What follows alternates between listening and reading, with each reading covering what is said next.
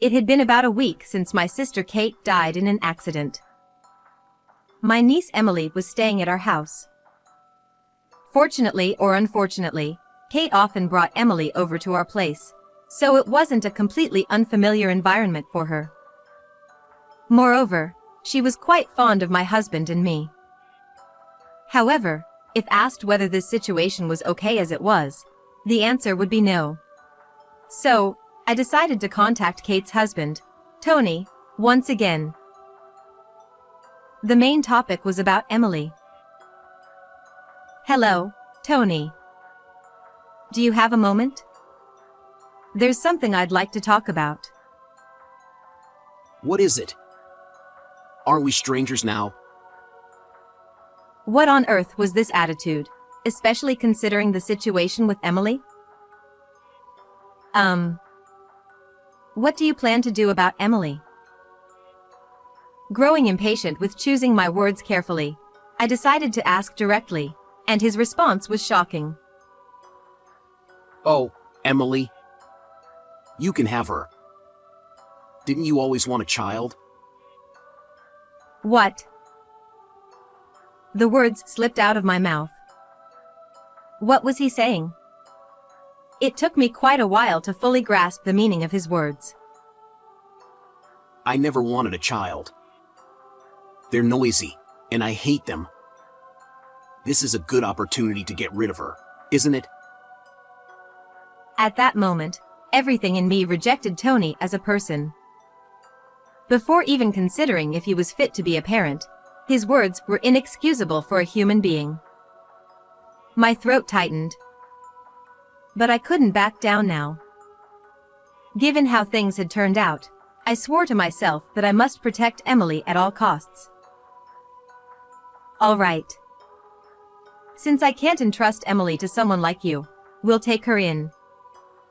In return, don't ever contact us again. Just as I was about to hang up, I heard a voice from the other end saying, "Wait a minute."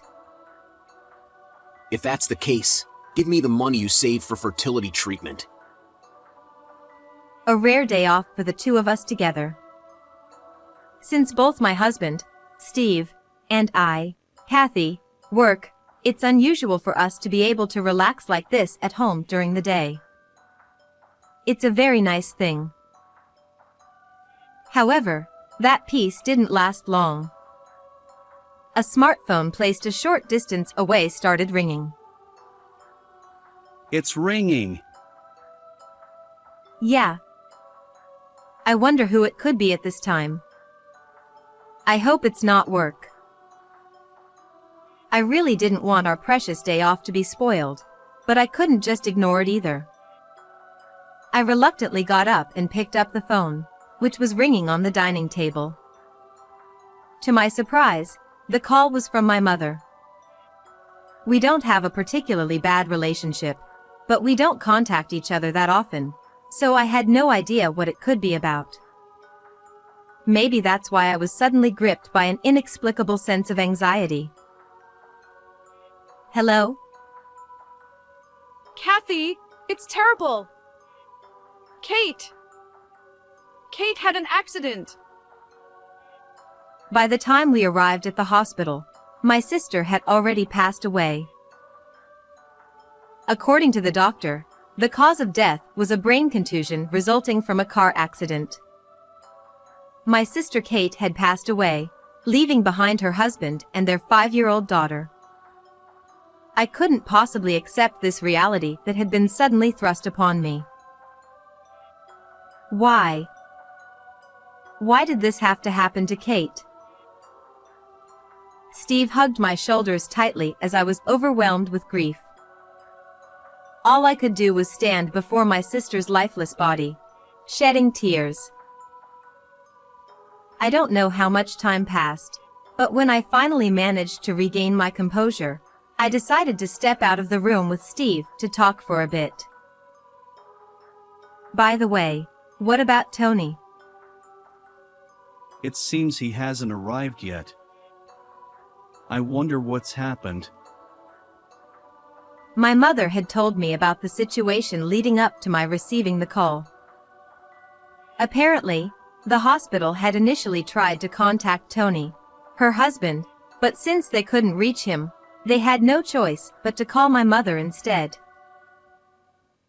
Since Kate and I had moved to New York after getting married, our parents, who still lived in our hometown, couldn't come right away, so the hospital ended up contacting me. Of course, we had tried calling and messaging Tony too, but there had been no response to any of our attempts. Part of me was wondering what he was doing at such a time, while another part of me was worried about him precisely because of the situation. Our emotions were tangled up like a ball of yarn. The clock was nearing 4 in the evening. Kate's daughter, Emily, our niece, was still at kindergarten, and someone needed to pick her up. As we were discussing this, Steve volunteered. I'll go. In the meantime, take care of Kate. He must have been grieving the loss of his sister-in-law too. Yet, even in such a situation, Steve remained dependable and considerate. When Steve returned, he brought Emily with him, as promised. Emily seemed confused, not quite able to grasp the situation. She's only 5. It would be cruel to confront her with the raw reality, and yet, she couldn't understand by simply observing what was happening. For the time being, we would have to lie to her in some way, even if it was a lie meant to protect her. Even knowing this, I felt another sharp pain squeezing my chest. We finally managed to reach Tony just before noon the next day. Hello, Tony? Where are you right now? Emily had stayed with us last night, but of course, there had been no contact from him during that time. While I could imagine the grief he must be feeling after losing his wife, I couldn't help but feel uneasy about him neglecting his daughter as well. Oh. I'm at home. I instantly realized he was speaking as if he had just woken up. Or perhaps he sounded like he was still drunk. Given what happened, it was understandable if he had been drinking. But for now, I put that aside and focused on his well-being. Emily is staying with us, so please don't worry about Kate, though. After a brief pause, Tony began speaking slowly, almost as if he was muttering. Yeah. I heard. So, what should I do now? He wasn't crying or panicking. In fact, his tone was strangely calm, which struck me as odd. But thinking that he was probably just trying to keep it together, I chose not to comment on it. Don't worry, we'll help out too. There was so much to do. Funeral arrangements, acting as the chief mourner, dealing with all the paperwork at the city hall. It was an overwhelming amount of work. It would be too cruel to burden someone in his state with all of it. I thought that by sharing the load, we could lighten the burden.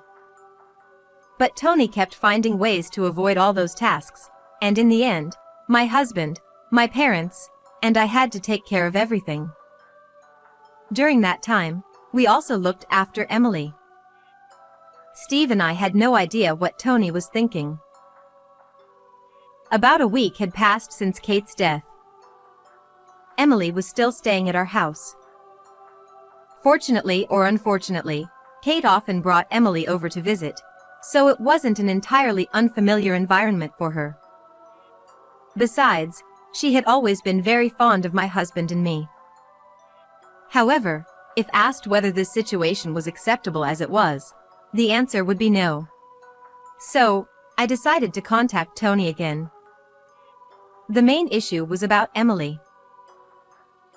Hello, Tony. Do you have a moment? There's something I need to talk to you about. What is it? We're strangers now, aren't we? The moment I heard those words, I felt as though I had glimpsed the truth behind his calm demeanor the day after Kate died.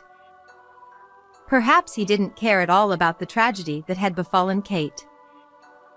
Even if that wasn't the case, what on earth was this attitude, especially given the situation with Emily?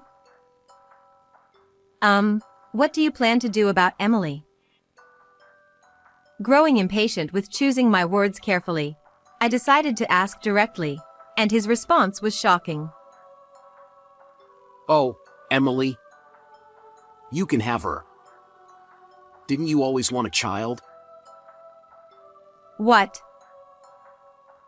The words slipped out of my mouth. What was he saying? It took me a considerable amount of time to fully grasp the meaning of his words. I never wanted a child. They're noisy, and I hate them. It's a good chance to get rid of her, isn't it? Do you even realize what you're saying? Were you listening? I don't like noise. Come on, let's talk like adults, calmly.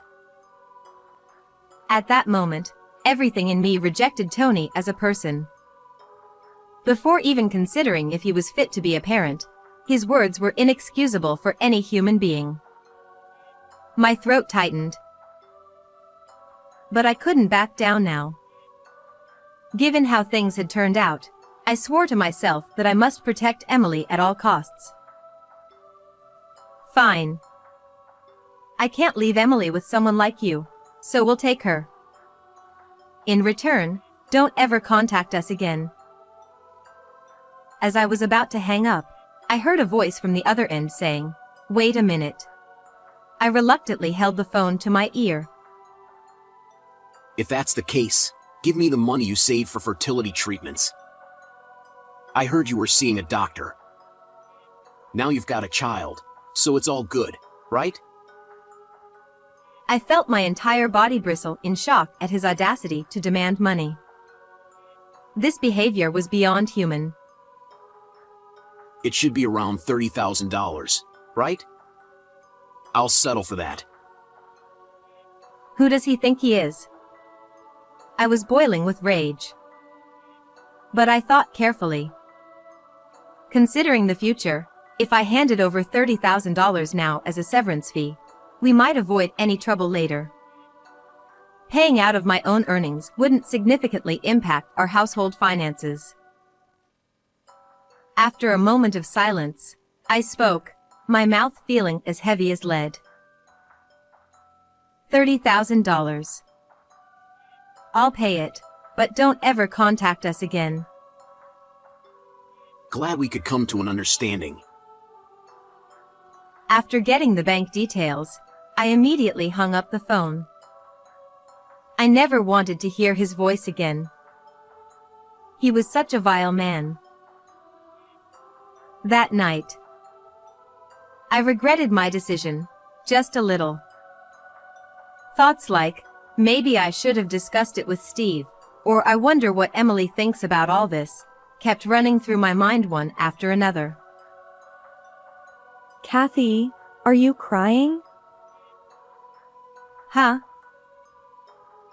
It was only when she pointed it out that I realized I was crying. Hey, Emily. Do you want to go back to your dad? For some reason, there was a brief pause. The reason for that pause soon came from her mouth. No, it's scary.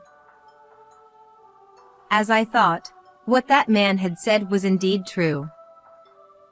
I asked Emily, driven by the moment. Would you like to live with us from now on? Emily didn't smile, but she answered with a soft yes, her face looking a little gentler. Time flies. Over 10 years have passed since Emily came to live with us, and she has now somehow become a high school student. Perhaps she got used to us quickly because she started calling us Dad and Mom. Of course, we've talked to her about her real mother. Still, The fact that she calls us that is likely due to her strong and resilient nature. There has been one other change. About a year ago, Steve was assigned to a position overseas, so he is not at home now. Steve always keeps us in his thoughts, and he makes sure to contact us at least once every week, so I feel reassured in many ways.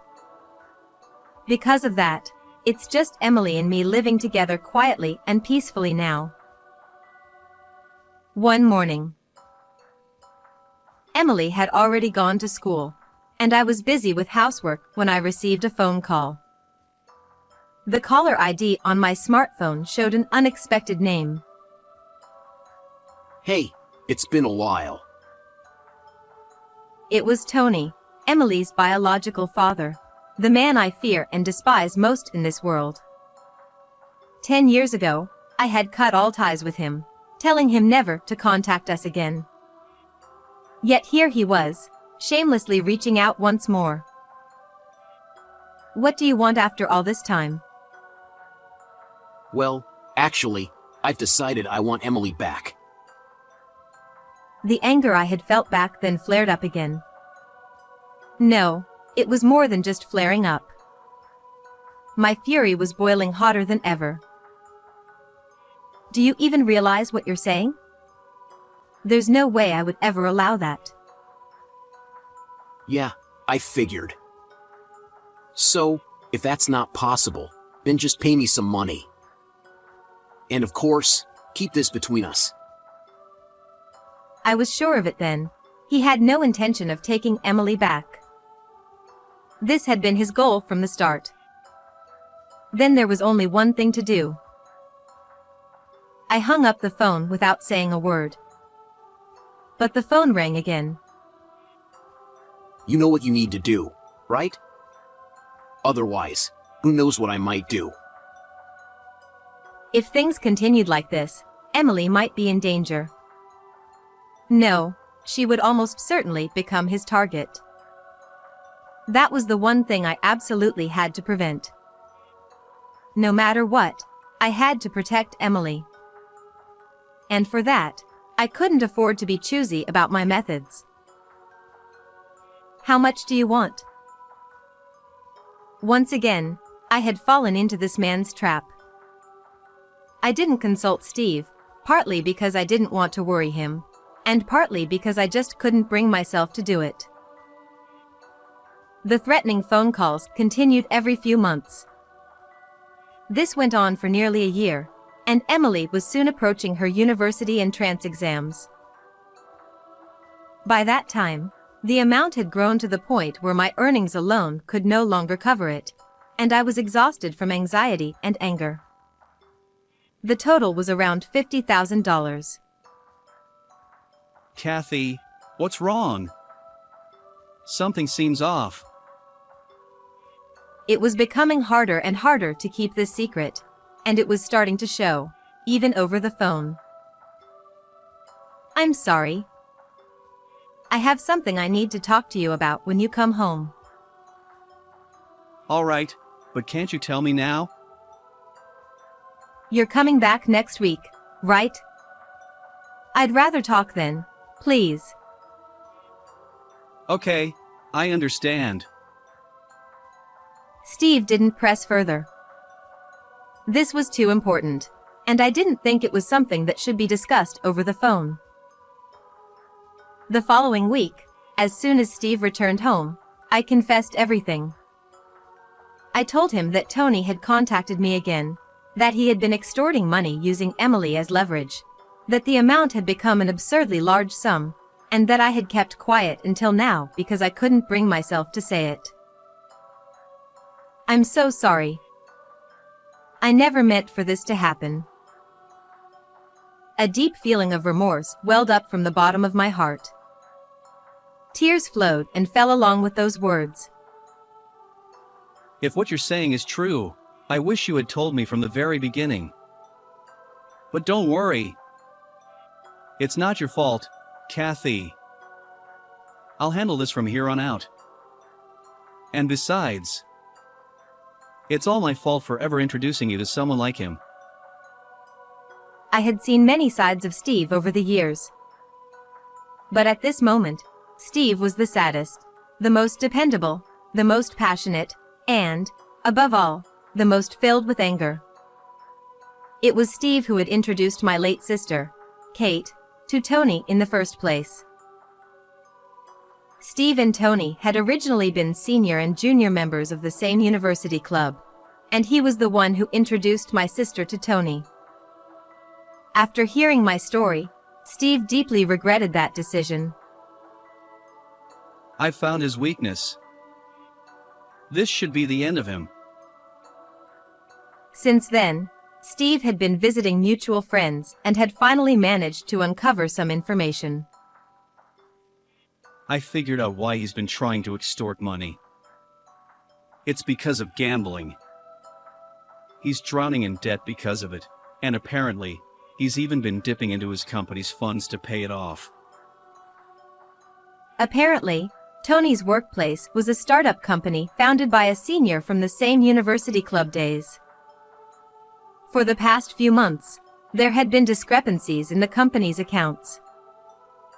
Above all, using his own daughter as bait to demand money and then gambling it away was the height of depravity.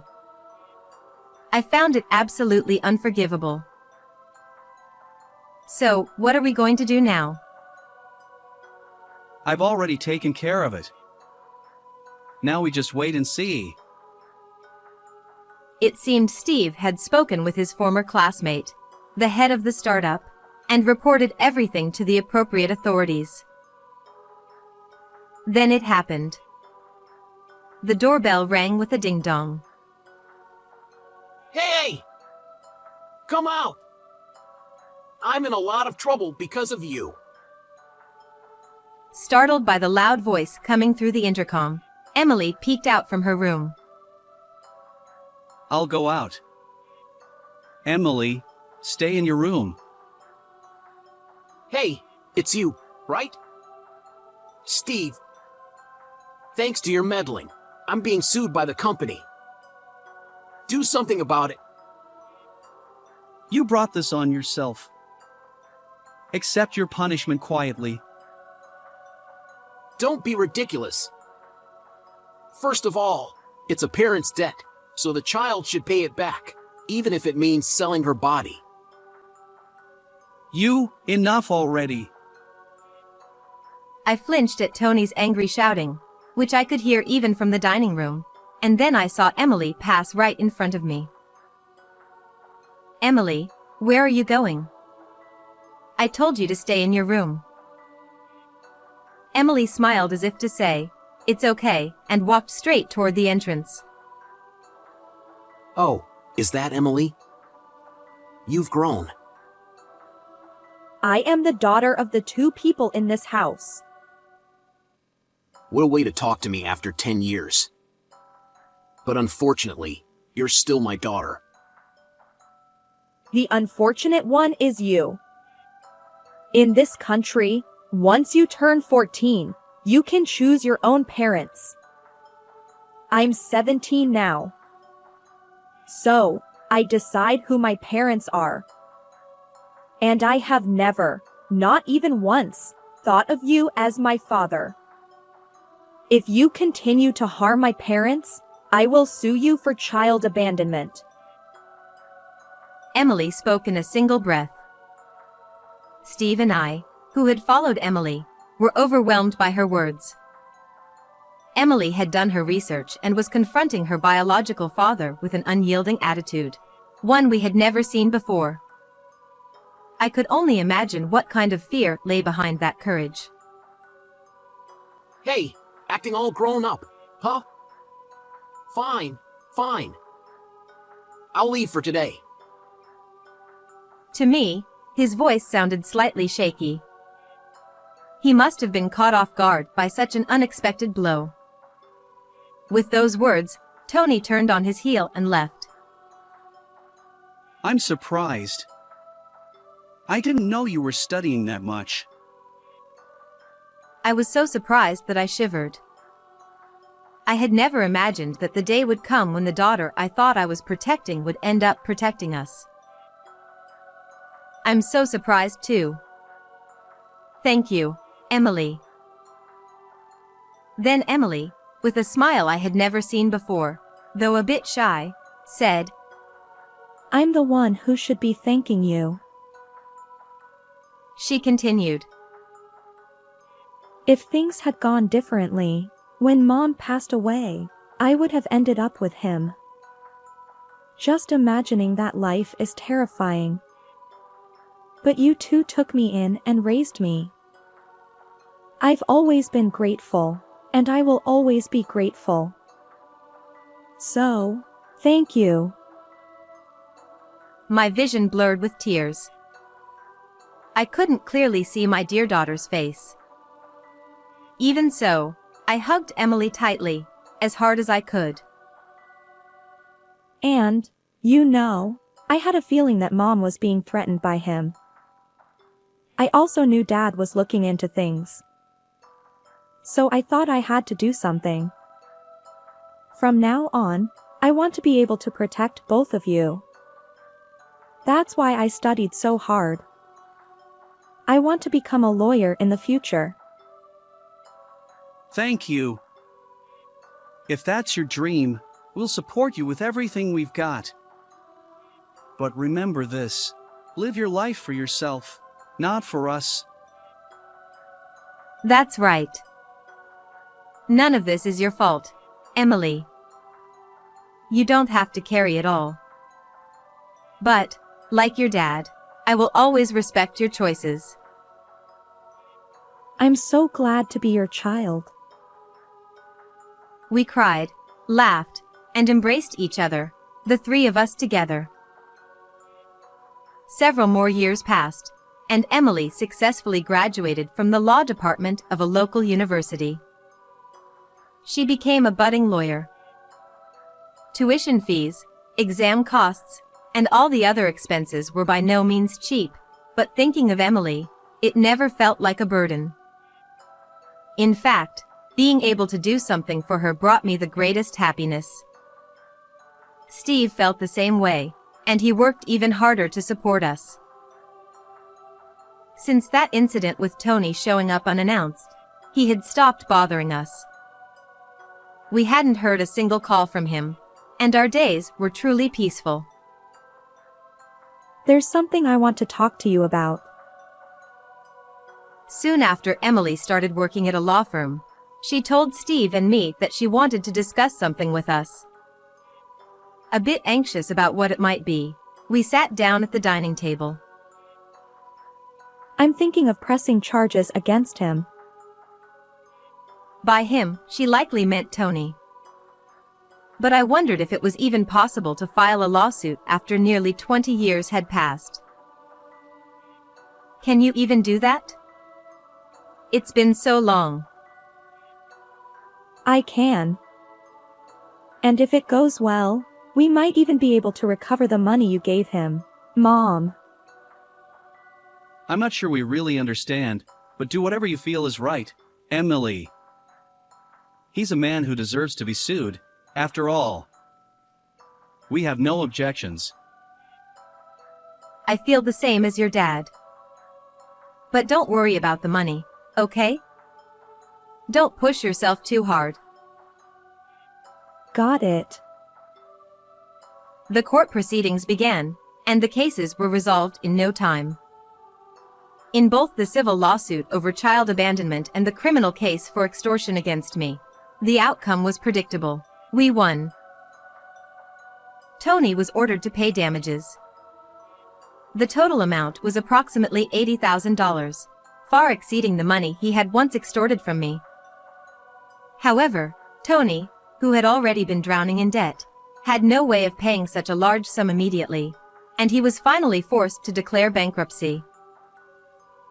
When all the court proceedings wrapped up smoothly, Tony, whom I saw for the first time in years, looked drastically worn out. Emily, Don't ever show your face again. Goodbye. Her cold words pierced through, but there was no room for sympathy. And so, the long battle finally came to an end. According to Steve, the rumor is that Tony, after declaring bankruptcy, got involved with loan sharks and is now living a harsh life. He has been abandoned by his friends and associates and is likely living in poverty. He went bankrupt, right? Why would he get involved with loan sharks? Well, it seems that even after everything that happened, he couldn't quit gambling. He wasn't always like this, you know. Steve reflected nostalgically on the past. To those who knew him back then, Tony did seem like a reckless guy, but no one expected it to come to this. It is, indeed, a case of reaping what you sow. Meanwhile, Emily's work as a budding lawyer is going well, and she seems very busy every day. She is prioritizing cases involving children, such as child abuse and neglect. Needless to say, it's likely due to her own upbringing. Every time I see her running around so busily, I feel a little worried, but more than that, just seeing her brings a smile to my face. Today is the anniversary of my sister Kate's death. We decided to visit her grave together as a family. Emily, are you ready? Emily, who had taken the day off for this occasion, was modestly dressed up. Not long ago, she was still my niece Emily, but she grew up so much, and now she is a respectable lawyer, our beloved daughter Emily. As I felt the swift passage of time, a mix of happiness, deep emotion, and just a bit of sadness swept over me. I'm almost ready. Okay, I understand. I left Emily's room. As Emily grew older, she began to look more and more like Kate. Perhaps that's where the sadness came from. Sorry to keep you waiting. Mom, what's wrong? Her words jolted me back to reality. I realized I was crying. It reminded me of something that had happened a long time ago, and I found it a bit amusing. That's always been the case for me. When I'm overwhelmed, tears come before words. Huh? Oh, it's nothing. Just a yawn. Did Emily catch that little lie? But it didn't matter. All right, let's go. Kate's grave was in our hometown. After about a 2-hour drive with Steve, we finally arrived at the small church nestled quietly in the serene, rural mountains. Next to the church was Kate's grave. It had been several years since our last visit, but I was sure my parents visited frequently. The gravestone and flowers were well maintained. Mom, it's been a while. She softly touched the gravestone as she spoke. Watching her, I teared up again. And I spoke silently in my heart. Many things have happened, but Kate, your daughter has grown up to be such a fine person. She became a lawyer and is helping many children. And we will continue to make sure our daughter remains happy. How did you enjoy today's story? Don't forget to subscribe to the channel. See you in the next video.